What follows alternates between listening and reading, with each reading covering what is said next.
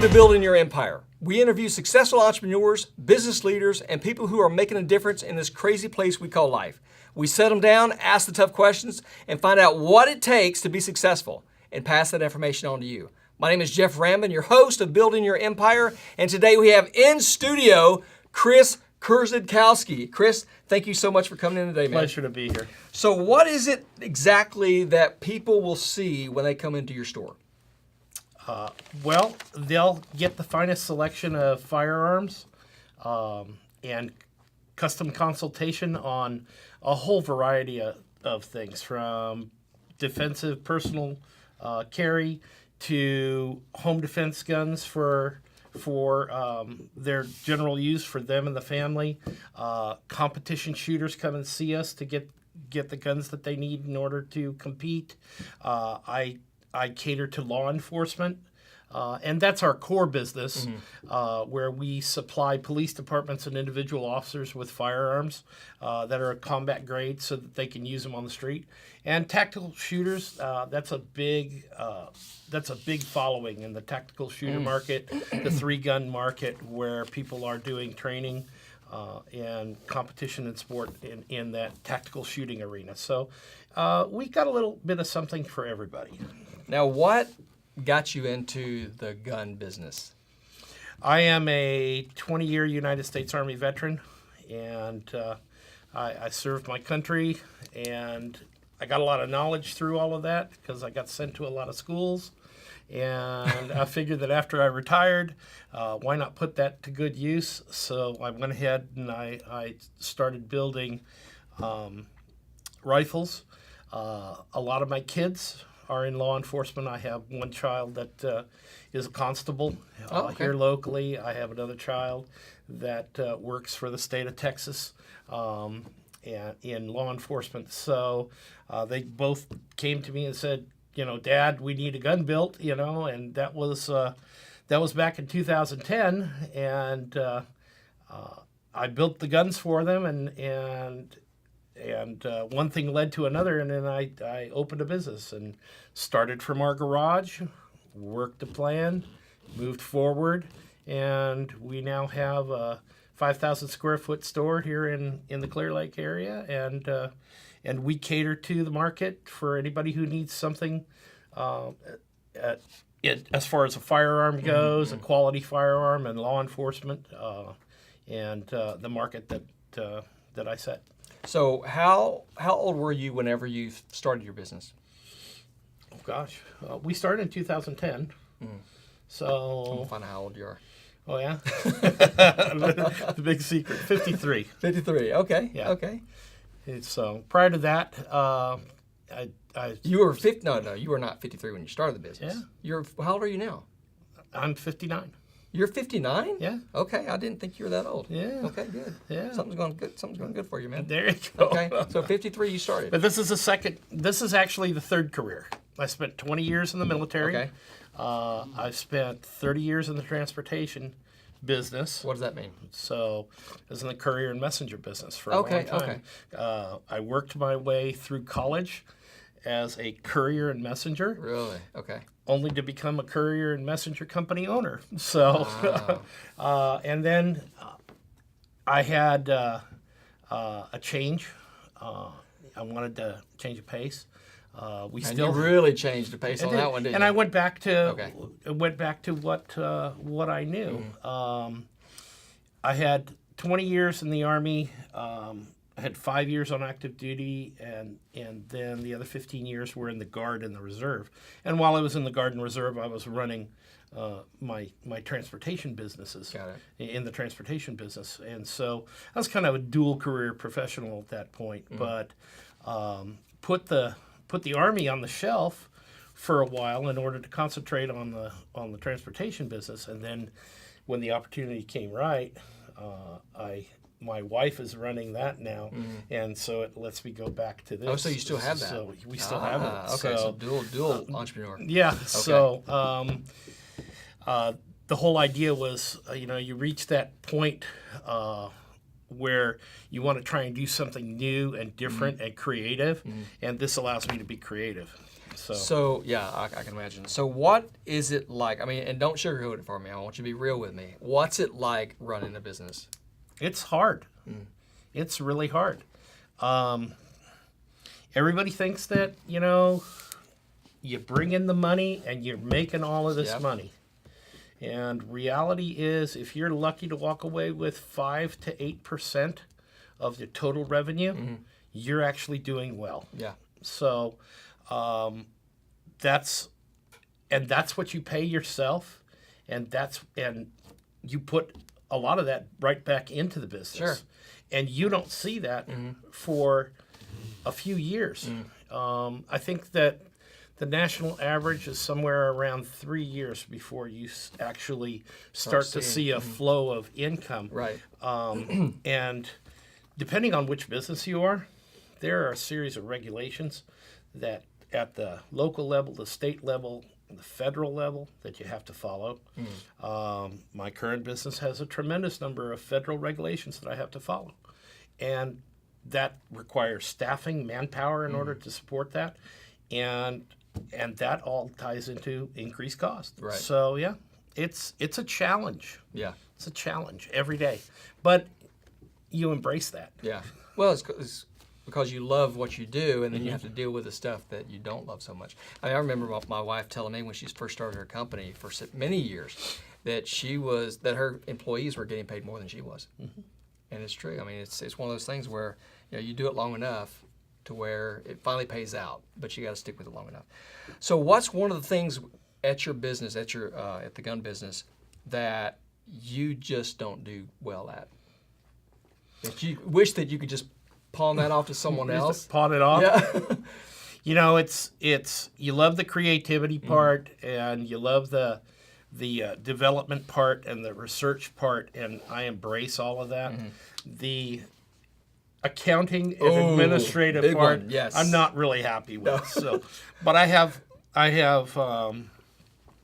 part of running your business and understanding your business is knowing what your weak points are and supplementing your effort with good quality staff, and you surround yourself with good quality people that are your subject matter experts. Right. And I have 2 or 3 of them that I have in the shop that we utilize on a daily basis. You can see the coatings. I'm a good gun guy. I'm not a good coating guy, but I have a 30-year artist. Airbrush artist. That's a professional, and he's working in this particular medium, and you can see the beautiful job that he's done on this. This is all freehand airbrush, so I turn to him for his expertise. Sure. I'm great with the ARs and great with the military pistols, but if somebody brings in an over and under shotgun, or somebody brings in a wheel gun, I'm not that familiar with it, but I have a fabulous school-trained gunsmith that can work on anything from 1850 on up, and he's my resident expert on the rare and unique firearms pieces from history, and he does a wonderful job. I mean, we've done stuff for people. We've worked on a 30-40 Craig rifle, which was an old military rifle for the U.S. Army back during the Spanish-American War. Oh, wow. This 30-40 Craig has been documented going up San Juan Hill as an example. We've worked and restored that.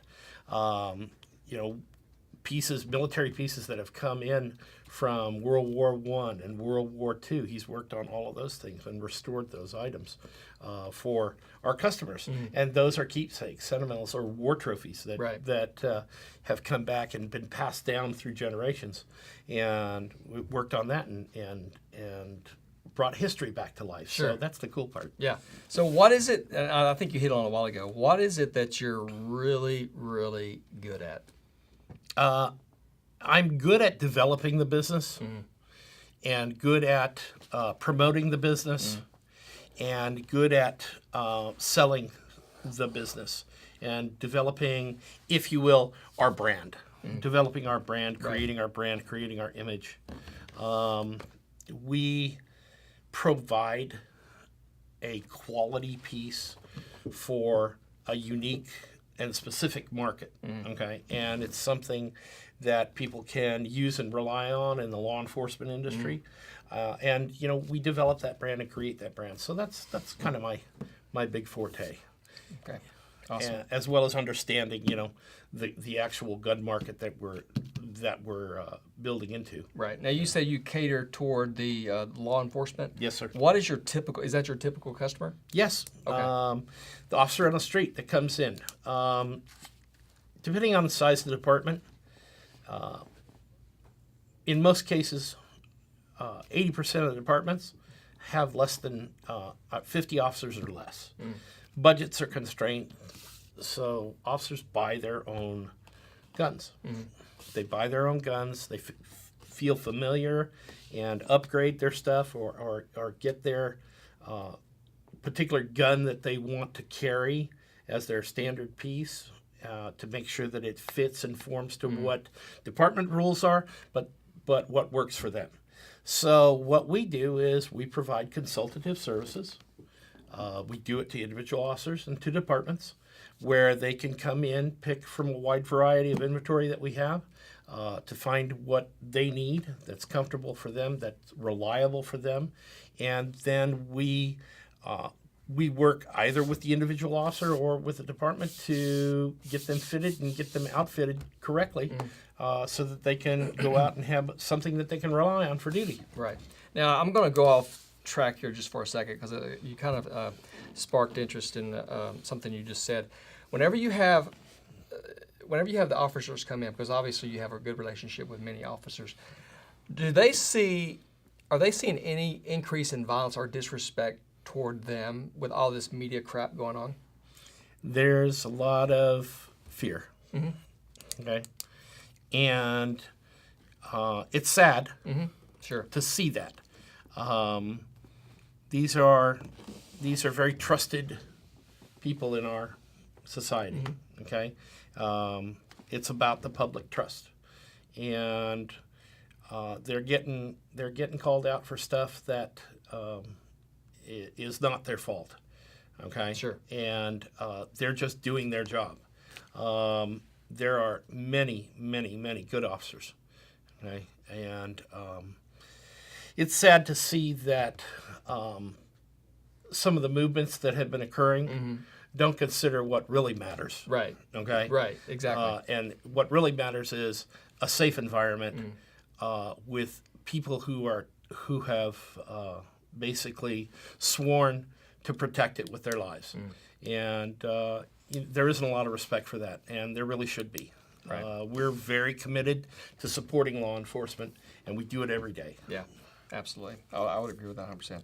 Now, getting back on track, you had mentioned something about hiring or employing trusted, a team to basically entrust with your business. How do you find those kind of people? Well, I'm very proud to say, we are 100% veteran-owned and operated. All of my guys are veterans. So I've got 2 or 3 guys from the Army. I got 2 or 3 guys from the Navy. I've got a Coast Guard guy. I've got a Marine guy. So we're pretty much all branches of the service all the way through. We need an Air Force guy. Oh, there you go. There you go. But we cover all the branches of the service. Each of them has learned a particular skill in the military and has brought that skill. But the one thing that you as an employer can't teach to your people that work for you is that esprit de corps that comes with being in the military. And we are together, that knowledge base. We are our own little band of brothers that are there to take care of our customers. Right. In our way that we present our service to the public, and it's part of our image, is we have proudly served our country, and now we're serving you. So that's the whole idea behind it. Great. Well, real quick, we're going to go to a commercial break, and then we'll be right back after this. You work hard, so isn't it time you rewarded yourself with that new bed, sofa, or dining table? Don't wait another minute. Come on in to Value Furniture and Mattress and check out our new low prices on our wide selection of Ashley, Simmons, Coaster, Flexsteel, and Klausner. With no gimmicks, just great prices, we guarantee you'll leave satisfied. Check us out at valuefurnituretx.com or stop in to our Pasadena, Pearland, or Webster locations. And remember, at Value Furniture and Mattress, no gimmicks, just great prices. Welcome back to Building Your Empire. My name is Jeff Rambin, and in studio we have Chris Kurzadkowski with Battle Rifle Company. Now, Chris, has there ever been a time where you've doubted yourself, am I going to make this thing work? And how did you overcome it if you did? There are points throughout the course of your business life where you check yourself. When it came to this business, it was probably a daily event that occurred. Right. I will tell you, there's things that part of your choice to do in business and your decision-making process is the fact that it's not just you, what your decisions you make affect the people around you, but especially your family. Mm-hmm. And without having an excellent partner in order to support you, you don't have the kind of support that you need. I am very blessed. I have the most fabulous wife in the world who is understanding and caring and very tolerant. And with that, providing that level of security for decision making, she will be the first to tell you, I believe in him, and when you're worried about it or in doubt, I believe in him. So My wife is a super supporter of what I've done, and it's all part of being evenly yoked and moving forward down the road of life. That's helped us out tremendously. And when the chips were down and I was worried about it, she said, just give it one more day, Chris. Just give it one more day. And sure enough, you take it day at a time, step at a time with good support, and you can get through. You can get through it. But you got to stay focused. You got to stay on the plane and got to stay on track with where you need to go. That's I think is the biggest thing. So she's your biggest support. Oh yeah. Okay. That is so important to have your spouse on board, because it could be just the opposite. If they're not on board, it could be, business is hard enough as it is, but then you have a negative side of it where they're constantly pounding you. What are you doing? Why are you doing this? And it goes downhill fast. Okay, so what motivates you and drives you as an entrepreneur? Doing what I love. I've done a lot of things in my life. This is my contribution, if you will, my historical contribution.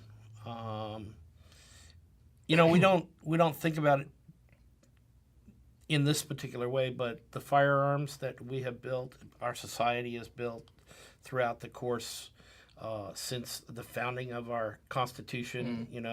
The Second Amendment holds the right to bear arms and has done so since 1776. Okay, and firearms have been part of our history.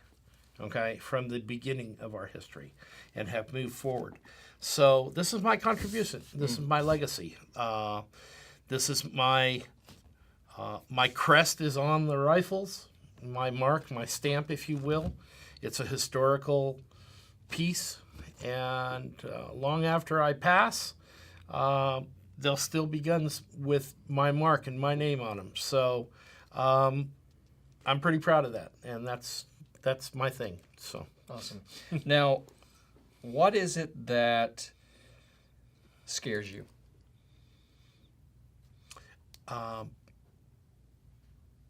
My wife says I'm fearless, but sometimes I'm afraid of that. Yeah. The day-to-day grind. My only fear is that I'm because of legislation, I'm not going to be able to do what I really want to do. Because of a lack of understanding, I'm not going to be allowed to continue to develop our product, our line, and keep our product out on the market. So that's the only thing that I'm fearful of. As far as business goes, I have a lot of strength, and we say our prayers and we do what we need to do to run our business, and we'll continue to develop our business model in order to be able to service what's out there and take care of that. So that's my only fear is the legislative part of it. Other right. than that, we're good. Right. And I want to switch gears in just a minute, but I have one more question on the business side. What advice would you give someone that wants to start a business? Do what you love. I've had several people say that, do what you love. Because it's pointless to do something for the money. Okay? I know it sounds grandiose, all right? But the reality of it is you got to feel good about yourself in the end. And if you're just doing it for the money, I can't possibly see how you could feel good about yourself in the end. Okay? You got to do what you love. You got to care about what you do. Okay? Those people who are doing it just for the money don't care about anything else but the money. And that's the downfall right there. And we've seen it too many times. Historically, businesses that people were in the business for the money failed. Okay? They might have made a lot of money up front, but in the end, they failed. Or they got caught. Right. If you do what you love and you stay focused, you'll be successful. My father, it's a great adage, all right? He says, to start a business, to run a business, to do a business and be successful, okay, you need three things, all right? What you have up here, what you have in here, and what you have here, the wallet, okay? But if you don't have anything here, but you have something here and you have something here, this will come. So There you go. I've kind of lived my life by that. And, if you have it in your head and you have it in your heart, it will come to your wallet. Right. So Now, real quick, where did you grow up? I was born in Massachusetts. I grew up in California. But I got to Texas as soon as I could. Awesome. Okay. All right. Now, let me ask you this. Why is it so important for someone to own a gun? Because guns kill people, right? Guns don't kill people. What does? People kill people. Kill people. Yeah, that's right. Okay. So why is it so important for people? But guns protect people too, and that's what needs to be understood. Okay. I just had a discussion with somebody today at the store about concealed carry. The original purpose of concealed carry was to provide a invisible cloak over the general public and provide an additional layer of security to the public trust. Okay? That's the whole idea behind it. We have law enforcement that's tiered at the state level, the county level, the local municipality level, and the constable level. So we have these 4 layers of law enforcement. Concealed carry provides a 5th layer, and that's the whole idea. Helping to ensure safety to the public in general. And so when we're talking about, carrying a gun, just the knowledge that there are people that are armed out there acts as a deterrent. Right, absolutely. Okay. Now, real quick, what do you think the police officers think about concealed carry for the public? What are their thoughts on that? There, for concealed carry, from the law officer standpoint, they look at it two ways. The first way is there's that invisible cloak that's out there, okay, that provides that level of public trust and safety. Right. Secondly, it can be a hassle at times, okay? There are people involvement in situations might make the situation worse. But there is that knowledge and training that is involved with getting that concealed license, Right, exactly. that helps to support the idea that it is an extra additional layer of safety. Right. So, All right, so let's get into the fun thing. okay. What is this bad boy right here? That is an example of what we can do for law enforcement as far as providing a full-purpose weapon that they can use in close quarter situations.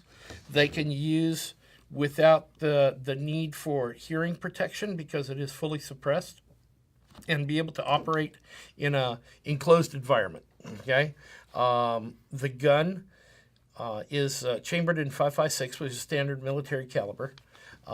It has a 1 to 4 power sight, which is a true 1 power sight in here that you can rapidly, by the throw of a lever like that, go to 4 power instantly, but then bring it back down whenever you need it for a close-in shot. It has a flashlight that's built onto that with a dual setting. It has the strobe as well as the constant light at 400 lumen, which is will light up a room. It has a rapid disconnect suppressor on the front, which reduces the sound by 35 to 40 decibels and makes it possible for you to fire that gun without worrying about hearing protection. Right. So in a room, going from room to room, and you have to deploy with that, you don't have to worry about the hearing protection, and you can talk to each other. It's light. It's easy to handle. It's surprisingly light. How light it is. It's light. It's easy to handle, and that weapon is fully automatic. Really? Yes. Wow. Now, would you be able to sell this to the public? No, that's for law enforcement only. But I can sell a civilian version of that, And which what would is that be? semi-automatic. Okay. That's the only difference. But that is what this is a what we call an NFA weapon.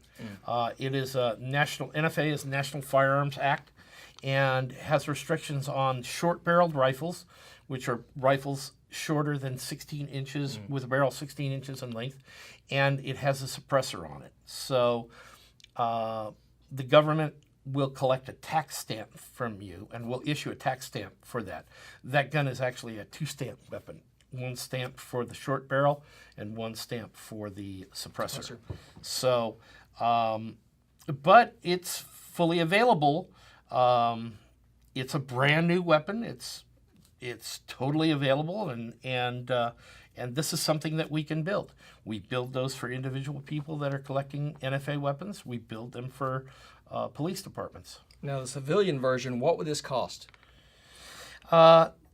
With the short barrel and the suppressor, you're looking at about $2,400. And what is new on the horizon when it comes to weaponry? Something that you're really excited about? Something that I'm excited about. Well, we're coming out with our own line of 45s, our own 1911 45s. We're going to do a little bit of a twist. We're going to do the 2011 45, which is a double stack 45. Double stack in the meaning that the bullets are side by side. Oh, really? In the magazine, rather than stacked on top of each other, they're side by side, so you get more rounds in it, a little bigger. Yeah. We're working on that. I'm working on some new accessories, some new rails. This is our hex rail pattern. This is unique for us, and this pattern is our design. This is a key mod rail. We're working on our rail that'll have the hex mod design built in on this. That gives it a little extra strength and a little extra ventilation. We're working on a couple of different variants of this particular gun in what we call the maritime coatings. We do maritime package guns where they're fully coated. They have stainless steel pins and springs, and they have the internal actions on them are done in a nickel Teflon coating that molecularly binds to the steel in the treatment process. The end result is a gun that's 100% corrosion free. We did our first model last year, we call the Trident, and we went to Galveston Bay and pulled a bunch of water out of Galveston Bay and put it in a fish tank and had it in our shop for 30 days. And we had the gun in salt water for 30 days, and then pulled it out, and immediately upon pulling it out, wiped it down and shot 500 rounds through it, and no problem. Wow. So we're working on an entire line of corrosion-free guns. So yeah, and we're the only company that's doing that anywhere in the country, is making a gun that's 100% corrosion-free. So that's kind of a cool thing. Yeah. So we're kind of trend-setting. Awesome. So Anything else? we do our custom machining of our pistols and slides. Gives you an idea of some of the work that we do. I brought some examples here. These are cuts that we do, non-standard cuts that we do to enhance the pistols, looks and performance. So we do the custom coatings, we do custom gunsmithing, we do custom conversions. You can come down to our shop and build the rifle of your dreams.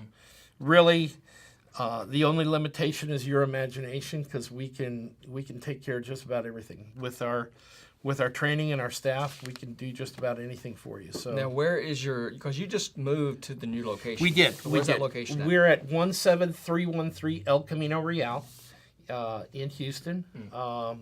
It's right at El Camino and Hercules. What I like to say is we're halfway between Bay Area Boulevard and NASA Road 1, right in the heart of Clear Lake. Yeah, that's right. So And where can they find you on the internet? BattleRifleCompany.com. BattleRifleCompany.com. Well, Chris, I had a lot of fun with you coming in today. It was a pleasure. Showing off your toys and stuff, and I really appreciate it. Thanks a lot. Thank you. All right, guys, thanks for tuning in, and remember to check us out online, and we will see you next time.